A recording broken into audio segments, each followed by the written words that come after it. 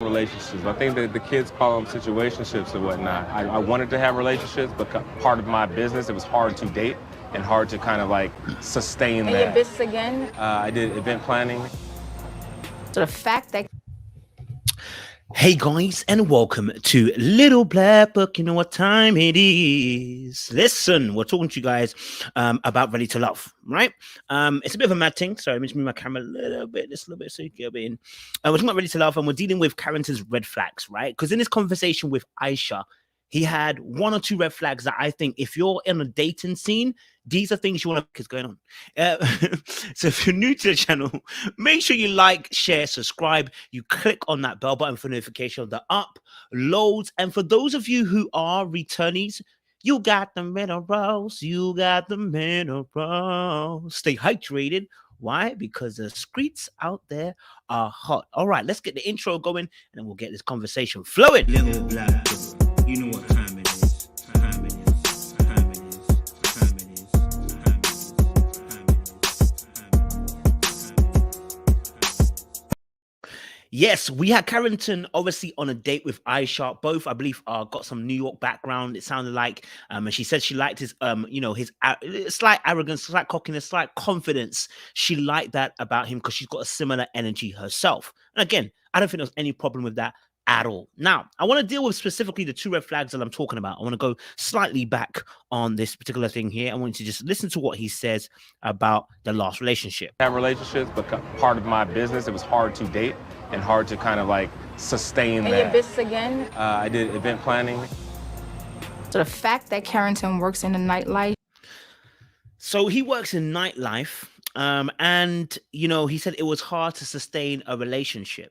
Now, the job itself, I think, you're right. Having a job where it's a nightlife job, it's probably not the best way to want to have a dating, probably not the best way to start forming a relationship with someone unless they also have the same lifestyle as them. And this wasn't properly a deep red flag, but it's a red flag for somebody who doesn't want somebody in that particular lifestyle, right? Because you want to start as you mean to go on. If you're already working at nighttime and that's your lifestyle, that's your bread and butter, that's your pudding, that is your income source, changing that's going to be very difficult. So asking him to change that would be difficult, right?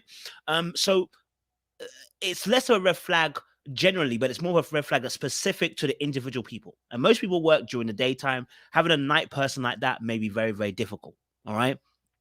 So that wasn't really a big problem as a general red flag, but it was a little red flag in terms of for Aisha, right? Because she doesn't want that. Okay. Now, what was also important about that conversation is the fact he said he couldn't sustain a relationship. So whoever he was dating didn't feel they could match that particular lifestyle, and he probably felt like it wasn't the right time to be in a relationship, or it wasn't sustainable because of, like I said, the lifestyle differences. Seeing each other would have been very much more difficult depending on what kind of jobs they variously did. Okay, now here's my next part, right? Here's my next part. Okay, something was happening here. Pressure. That part of your life is completely over. I'm trying to. Sorry, I went slightly too forward. Let me just go back. I'm trying to set proper expectations. Okay. When it comes to that. The brother here is sweating a lot, okay? And he's sweating a lot based on the question around cheating, all right? I'm going to show it to you in a second.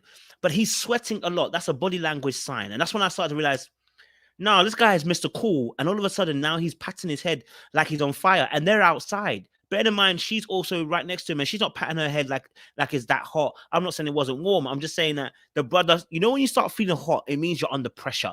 You feel some level of pressure, right? And that could be because maybe the answer you're going to give, you feel like it could be putting you at a detriment, or it could be putting you at a disadvantage, or you could be thinking that, maybe I'm about to say something that really isn't going to be received very well, right? But let's go slightly back. So I want to get the question in there, because the question is very important. For me. So let me throw a big curveball. Have you cheated before? And do you think that part of your life is completely over? Can't say that I've cheated. Now, pause here. It's a very simple question. Have you cheated before? And do you feel that that part of your life is over? I can answer it for you. I've cheated before. That life is not, I'm not about that life. I've been in successful relationships after that, haven't cheated. I don't need to do that anymore. I think that's a childish thing to do. I think it's painful to think to do. I think it's abusive to do to someone. And I would expect, fidelity from somebody who I'm in a relationship with. Right. And I expect them to want that same thing from me as well, because I want to build a healthy relationship. Right. I can give you a straight answer without even fluffing it, because I don't live that life anymore. Watch how complicated he makes his answer in this question. It's not a difficult question. It's a very straightforward question. But watch how he tries to twist and turn. Because I haven't had a girlfriend. I'm trying to set proper expectations. Okay. When it comes to that.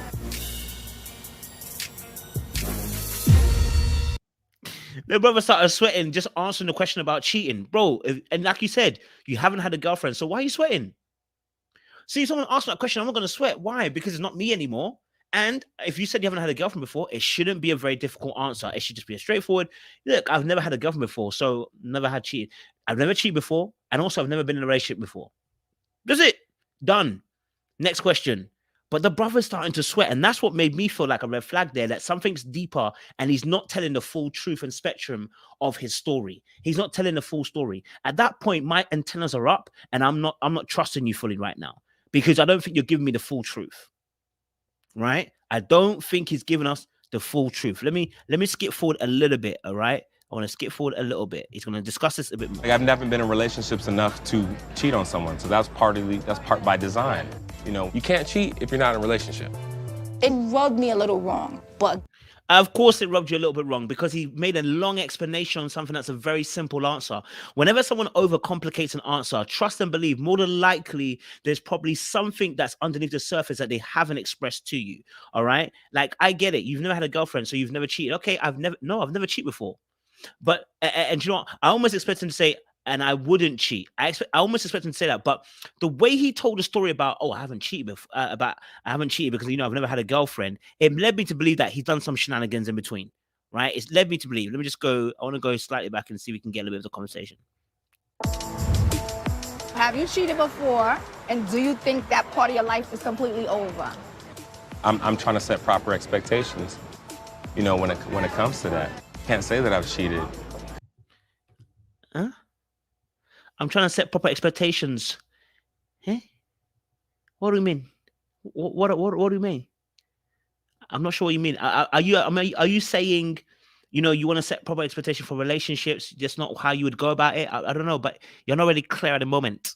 So it's not making sense at the moment. I'm feeling like, from what I'm hearing in the videos, is that he hasn't necessarily cheated because he's never had a girlfriend, but he's lived in a great area. So, for instance, remember earlier on in that conversation, if you missed it, you have to go and watch the show.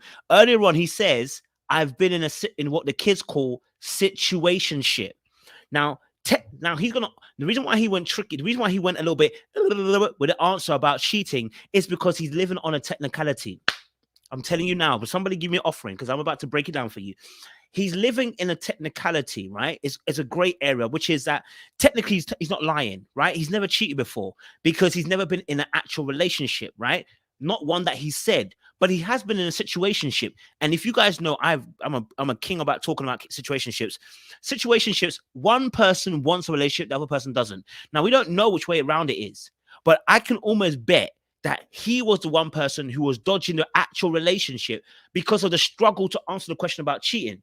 I bet what happened potentially here, I'm going to fill in some blanks, and maybe I fill in blanks, and I may be wrong, I'm happy to be corrected, is that during the course of some of these relationships, these situationships, he knew what he was doing, and he knew the person probably liked him, but he was out here slinging it around wherever he wanted to. I'm not even just talking about sex, but just being around and being free and not necessarily being tied down, but the other person didn't see it like that.